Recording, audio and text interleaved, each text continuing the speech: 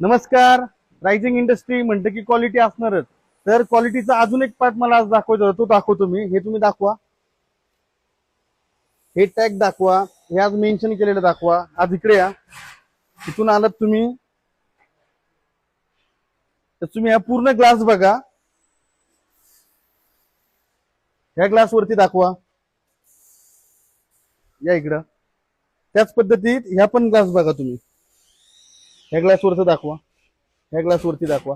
तर ह्या सगळ्या SGG हे पूर्ण तुम्ही ग्लास बघू शकता. तुम्ही ह्या कोणत्याही ग्लास वरती इथं टेम्प टॅग बघू शकता, इथे दाखवा.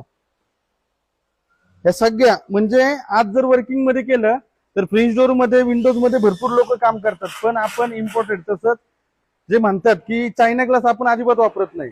आपण फक्त सेंट गोबिनचाच ग्लास वापरतो. आपण ते एक ब्रँड रिलेटेड ग्लास वापरतो. त्यांचे रिफ्लेक्शन आणि यांची क्वालिटी एक वेगळ्या लेवलची राहते.